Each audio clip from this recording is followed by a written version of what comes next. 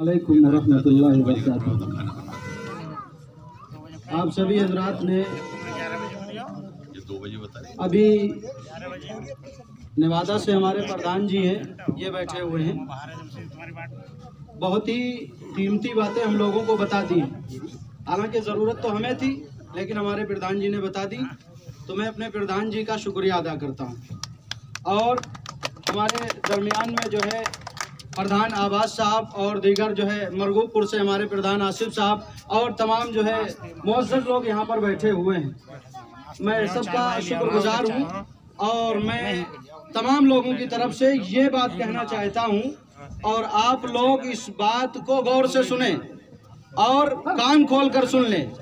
हाजी साहब ने क्या बताया है और आप लोगों ने क्या सुना है ये मैं नहीं जानता, लेकिन मैं आपको हिंदुस्तान के आईन और मुस्तकबिल के बारे में बताना चाहता हूँ कि हिंदुस्तान का आईन और मुस्तकबिल क्या कहता है। ये हिंदुस्तान एक जमहूरी मुल्क है, यहाँ का निज़ाम सेकुलरिज्म निज़ाम है, हमें इस निज़ाम को लेकर चलना है। और ये निज़ाम चलेगा कैसे? ये निज़ाम चलेगा भाईचारगी से, प्यार और मोहब्बत से।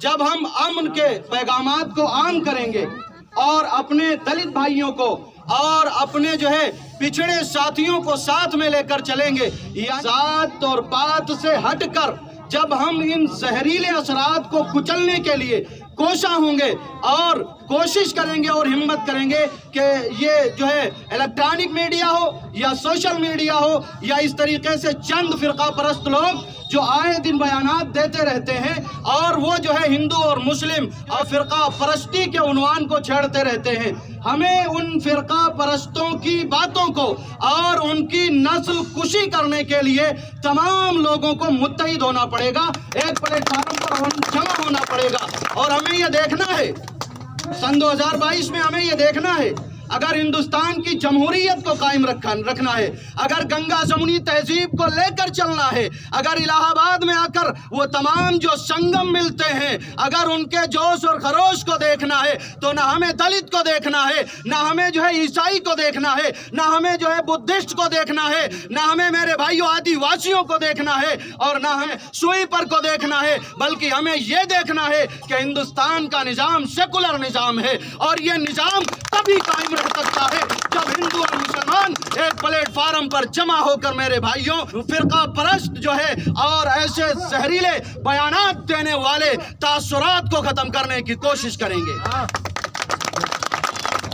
तो हम सब जो इसका अहद करें कि इंशाअल्लाह सन 2022 में जो हमारे तहफ़्फ़ुज़ात की बात करता है, जो जात और पात से हटकर बात करता है, जो भाईचारगी को लेकर चलना चाहता है, जो हिंदू और मुस्लिम सबको एक प्लेटफार्म पर इकट्ठा होने और जमा होने की दावत देता है। नौजवानों, आपने देखा होगा कि हिंदुस्तान का मुस्तकबिल कहाँ जा रहा था, और अगर सन 2022 में हम लोग न जागे तो फिर जो हालात आएंगे उसका अंदाजा आप लगाओगे। आज घरों में बैठे हो, घर से बेघर कर दिए जाओगे।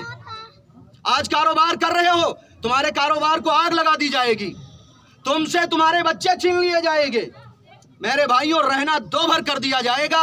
इसलिए मुत्तहिद हो जाओ कि हम ऐसी जो है फिरका परस्त पार्टी को अब सन 2022 में वजूद में नहीं आने देंगे।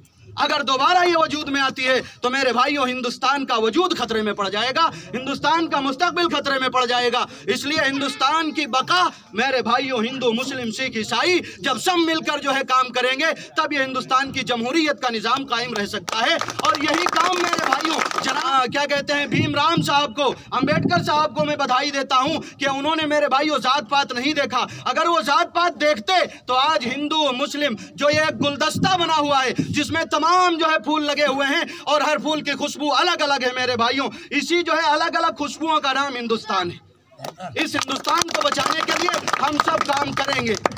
और मेरे भाइयों दूसरी बात यह है कि अब हमारे दरमियान में जो है हमारे मुअज़्ज़ज़ मेहमान जनाब हाजी यूनुस साहब तशरीफ फरमा है। इससे पहले मैं आपको ये बताऊं मेरे भाइयों, हमारे बड़े भाई जनाब हाजी अलीम साहब मरहूम, अल्लाह तबारक व तआला उनकी कब्र को नूर से भर दे। और भाई खालिद साहब मेरे भाइयों अभी एक हादसे में गई और मौत से बेचारे जूझते हुए लड़ते हुए हाजी साहब के साथ में शहीद हो गए। दुआ करो कि अल्लाह तबारक व तआला इसी तरीके से, जिस तरीके से भाई खालिद इस जंग को लड़ते लड़ते बेचारे हार गए, हम सब इसी तरीके से हाजी साहब का साथ देंगे और इंशाअल्लाह सन 2022 में हाजी साहब को हम जिता कर लाएंगे। अगर हाजी साहब जीतते हैं मेरे भाइयों तो आप ये समझिए कि आपकी क़यादत मजबूत होगी। और हमें इस सदर सीट के लिए ऐसे ही मेरे भाइयों लग्गे के नौजवान की और जो डंके के चोट पर बमागे दोहल खुल्लम खुल्ला अपनी जो है राय का इजहार कर सकता हो, ऐसे लीडर की और ऐसी नुमाइंदगी की जरूरत है। तो हम सब तैयार हों और ये आज़म करें कि इंशाअल्लाह। अभी हाजी साहब हैंडपंप बता रहे थे,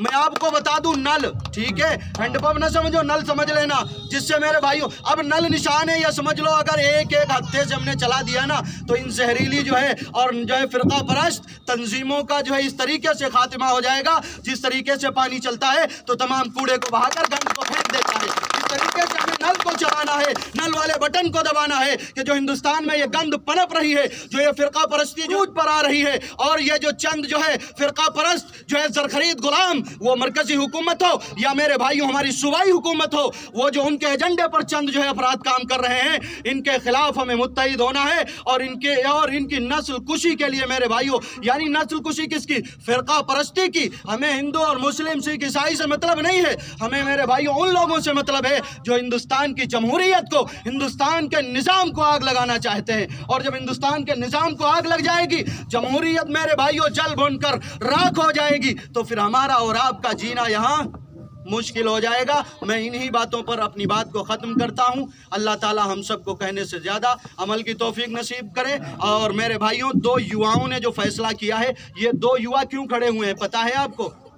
मालूम है ना कि देश कहाँ जा रहा है।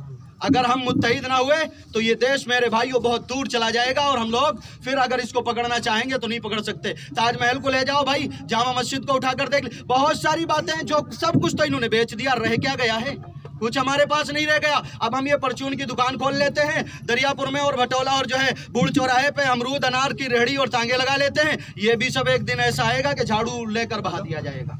तो इसलिए हम सब मुत्तहिद हों और मेरे भाइयों इत्तेहाद के साथ अब जो है अपनी नुमाइंदगी को और अपने कायद को मजबूत करें। और घर घर जाकर जिस तरीके दावत के काम से लगते हैं ना, इस वक्त जरूर ये जो अब मैं आपको एक मसले की बात बता दूं, ये जो वोट है ना, ये हमारा फर्ज है।